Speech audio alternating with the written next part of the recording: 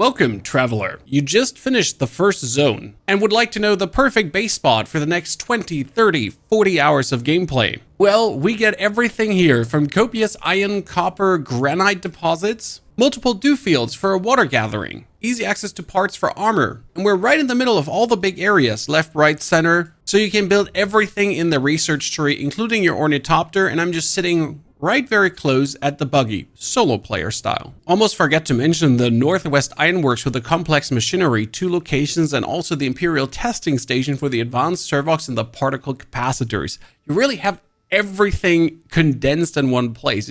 Now, after the first 2-3 hours in the first region, I jumped on my bike and then we drove all the way north past this Western Vermilius Gap. You can pretty much drive around the side, go around the wreck of the palace, and then you end up in the top left corner. And this location is truly right next to Jabal Eifert Algarb, Aljanub. There's the Haga Rift. You can just drive in there. We got the further zones up here with the eastern shield wall that leads into the deep desert. We got the Autumn and also Mizatero, where there's some radiation stuff going on. Everything is easily accessible. And as you leave the early region, the first things you'll need is iron ingots, silicon blocks, complex machinery.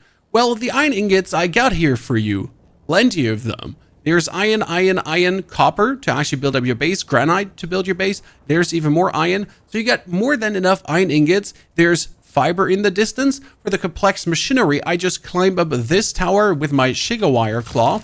Easy peasy lemon squeezy. And then just loot some complex machinery. The same tower is over to the side, while I can suck the blood out of all of our opponents to right away be able to research improved blood purifier and build that already. And for the silicon blocks, you'll need your compactor and you'll have a couple of resources right around this mountain range.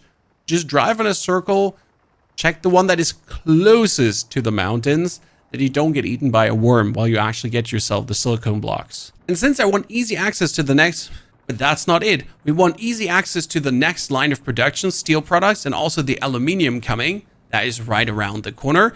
And we want to have an outpost, that would be the pinnacle station here, which allows us to travel all over the map.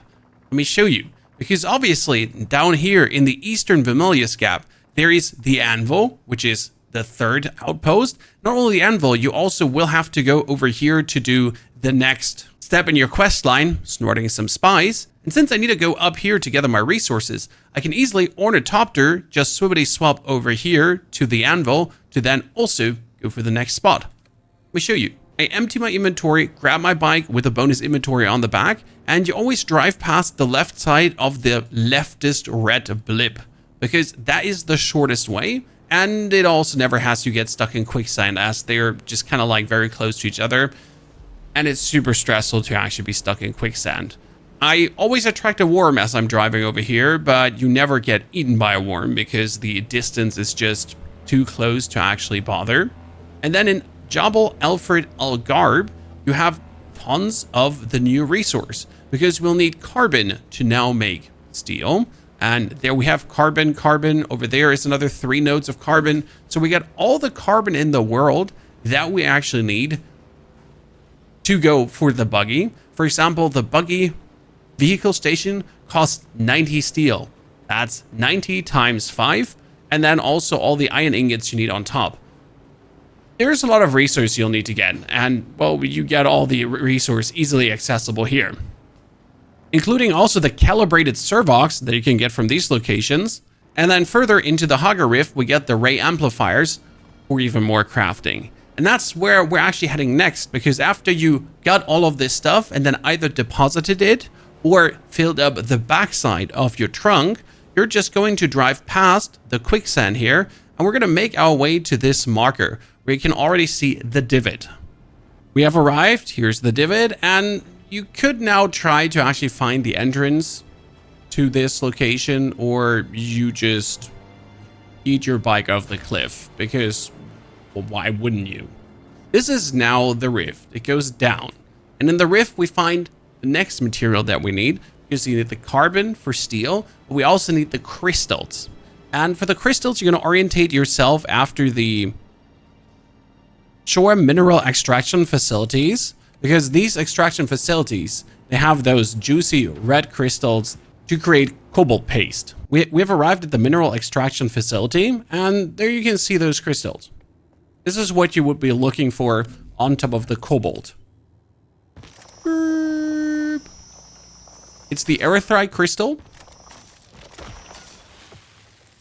And I would now farm until my inventory is full, load that all in my bike, and then on the way back, get myself all the cobalt here to just make the little jump back to my home base. And that would be one resource run.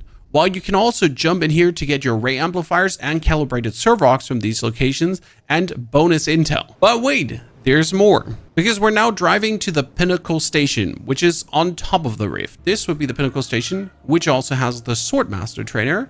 But most important, you can go to the Ornithopter pilot, which takes you either to Arakeen, the Harku village, or in the Hagabazin, we can go back to the Griffin's Reach trade post, or over to the Anvil. And from the Anvil, you can also just teleport back over here and just get yourself the resources to then return back to your base. If I now have to do these two quests, I'll definitely be teleporting to the Anvil beforehand and then just knock out my quest, or this one. Easy peasy. This location can truly be your second base after you're done with the southern zone, and then you'll not have to move for the next 40 hours. This is just where you're going to live. We're going to build your buggy. We're going to build your ornithopter. We're going to dive into all the other zones to discover all the other stuff. You can truly build yourself an amazing mansion and just be happy with all the resources around you. Now to the bread and butter. What should you craft first as you then have your very first steel? What item can you absolutely not live without? Number one would be the Cutter Array MK3, because we'll have to do a lot of back and forth. Gotta get myself those 5 ray amplifiers and the 10 cobalt paste. And then from that point on, I'll just get more steel, more crystals, more everything. Making a power pack probably does not hurt as well, so you can just use your stuff more efficient. Ultimately though, I really want to have the buggy. But it's like 30 steel ingots for the rear. Then we get another 30, 30, 20. With another 20. Then we need 4 treads, which are each 5. Ooh, that's going to be quite some back and forth before I actually can have this solo. But it is totally possible. And that not even 5 hours into the game.